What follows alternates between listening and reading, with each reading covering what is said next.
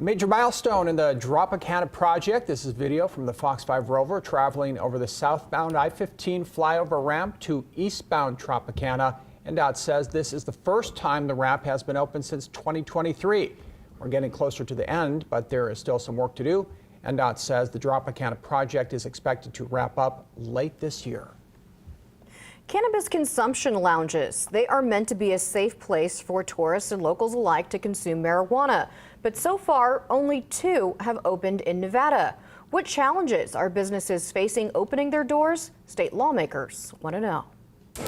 I have just a couple of questions about the cannabis consumption licenses. Obviously was here working on that in 2021 with a lot of my colleagues that are on this committee. As you indicated, I think only 2 of them are up and operational. Assembly Speaker Steve Yeager calls the state's 2 cannabis consumption lounges wonderful facilities.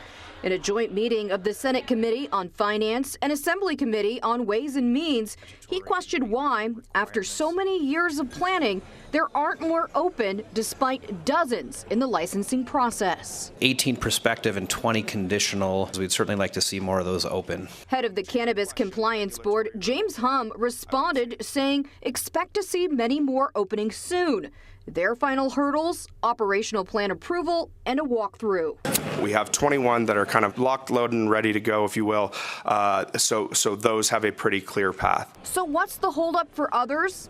Finances. We do have in regulation a $200,000 minimum that is a part of the suitability requirement for those lounges to open. That $200,000, CCB does not see a dime of that money. That is just operational liquidity that the business itself will need and use to facilitate and open that business. Because coming up with that $200,000 in capital to start the business is proving difficult, especially for all 10 social equity applicants who want to open a lounge, the Cannabis Board says it may consider changing the requirement. Potentially look at either reducing that or eliminating that.